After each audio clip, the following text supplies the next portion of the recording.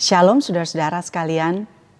Apakah ada di antara saudara yang tidak ingin menjadi orang yang penting?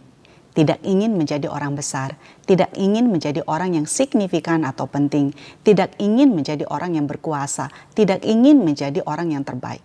Inginnya menjadi orang yang biasa-biasa saja, menjadi orang yang terakhir, dan maunya menjadi orang yang tidak penting dan tidak dihormati. Saudara, kalau kita bicara natur manusia, maka tidak mungkin seseorang inginnya menjadi orang yang biasa-biasa saja, menjadi orang yang tidak penting, tidak dihormati, dan lain sebagainya. Nah, hari ini saudara, kita akan melanjutkan renungan kita dari seri Injil Markus. Kali ini kita akan melihat bagaimana murid-murid meresponi pemberitahuan tentang penderitaan Tuhan Yesus. Markus 9 ayat 33-34 mengatakan, "Kemudian tibalah Yesus dan murid-muridnya di Kapernaum. Ketika Yesus sudah di rumah, ia bertanya kepada murid-muridnya, 'Apa yang kamu perbincangkan tadi di tengah jalan?' Tetapi mereka diam, sebab di tengah jalan tadi mereka mempertengkarkan siapa yang terbesar di antara mereka." Saudara, pertengkaran murid-murid tentang siapa yang terbesar di antara mereka terjadi setelah Tuhan Yesus memberitahukan untuk kedua kalinya tentang penderitaannya.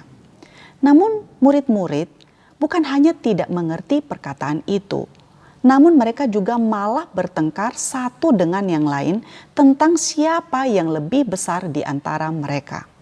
Padahal di pasal 8 sebelumnya, Tuhan Yesus mengajar murid-muridnya bahwa barang siapa mau mengikut dia, ia harus menyangkal diri. Pasal 8 ayat 34, harus berani kehilangan nyawa untuk Tuhan dan Injil. Pasal 8 ayat 35, namun murid-murid saudara menginginkan hal yang lain. Mereka ingin menjadi besar. Mereka saudara seakan-akan tuli tentang ajaran Tuhan Yesus tentang bagaimana atau apa yang harus mereka lakukan untuk menjadi besar. Mereka sama sekali tidak bisa memahami apa yang sebenarnya Tuhan Yesus sedang ajarkan kepada mereka. Nah, ketika mereka sampai di rumah, Tuhan Yesus bertanya apa yang mereka perbincangkan dan mereka diam. Mereka tidak bisa menjawab, saudara. Mengapa? Karena saudara, sesungguhnya mereka sedang mempertengkarkan sesuatu yang memalukan. Sesuatu yang seharusnya tidak mereka pertengkarkan sebagai murid. Namun sesungguhnya saudara, pembicaraan dan pertengkaran para murid itu adalah pembicaraan manusia di sepanjang masa. Di dalam keseharian kita selalu bertanya dan membandingkan. Siapa yang paling pintar? Siapa yang lebih kaya? Siapa yang lebih hebat? Siapa yang lebih terkenal? Siapa yang paling berpengaruh? Siapa yang paling berkuasa? Siapa yang paling berjaya? Dan lain-lain dan lain-lain. Tidak cukup dengan hanya menjadi pintar, tetapi harus yang paling pintar. Tidak cukup untuk menjadi hebat, tetapi harus menjadi lebih hebat. Tidak cukup untuk hanya berkuasa, tetapi harus lebih berkuasa. Tidak cukup dengan hanya kaya, tetapi harus menjadi lebih kaya. Dan lain-lain dan lain-lain.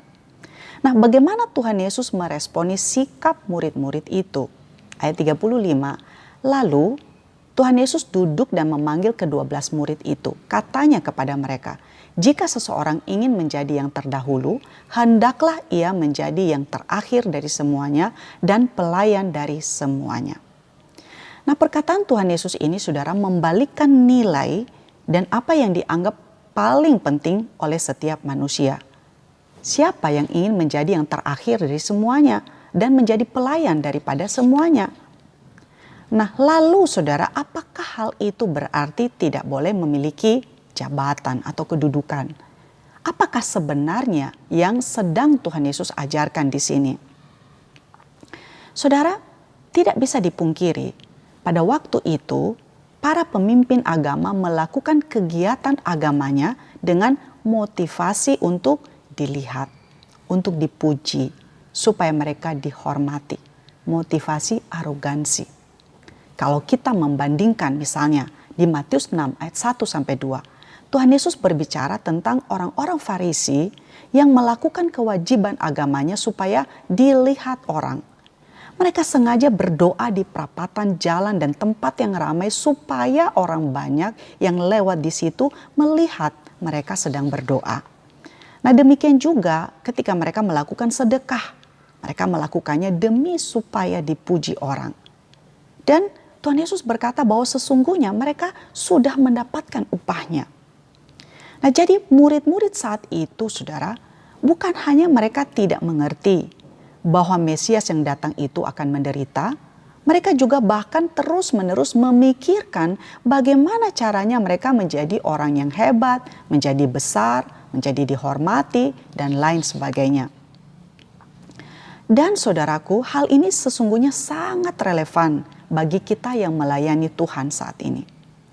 Pelayanan seringkali dipakai sebagai kendaraan untuk meninggikan diri, mendapatkan popularitas, mendapatkan perhatian, status, dan pengaruh. Nah, memiliki popularitas, pengaruh, status, tentu saja pada dirinya sendiri tidak salah, saudara. Tetapi Tuhan Yesus sedang menyoroti motivasi yang salah di dalam melakukan semuanya itu. Motivasi yang dilandasi keegoisan dan arogansi. Pelayanan digunakan sebagai kedok untuk mendapatkan keuntungan pribadi. Nah, ketika pelayanan kita dimotivasi oleh peninggian diri, keuntungan diri, maka ambisi tersebut, saudara, dapat menjadi kejam, bisa manipulatif. Menggunakan tanda kutip ya, orang lain untuk membawa keuntungan pribadi bagi kita. Melayani mereka, memperhatikan mereka, tetapi dilandasi keinginan-keinginan terselubung. Nah, Paul Tripp, saudara, pernah mengatakan, mungkin tidak ada godaan yang lebih kuat, menarik dan menipu di dalam pelayanan daripada kemuliaan diri. Mungkin dalam pelayanan tidak ada yang lebih memabukkan daripada pujian manusia, dan tidak ada kemabukan yang lebih berbahaya daripada mabuk kemuliaan diri. Sebagai murid, saudara, Tuhan Yesus memanggil dan menasehati untuk mengambil jalan perendahan diri dan mindset sebagai hamba. Mengambil posisi di belakang. Artinya sesuatu yang jauh dari penghargaan. Tidak kasat mata, namun tetap membawa dampak yang mengubahkan. Nah, hal ini kemudian dijelaskan ulang di Markus pasal 10. Dan Tuhan Yesus, saudara, mengingatkan bahwa tujuan daripada semuanya itu adalah menjadi pelayan bagi semuanya. Jadi tujuannya adalah melayani semua orang. Kedudukan, posisi, jabatan bukanlah tujuan, tetapi menjadi sarana.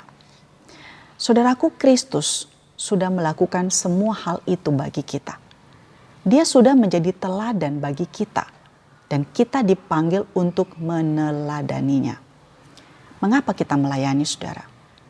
Apakah yang kita rindukan ketika kita melayani?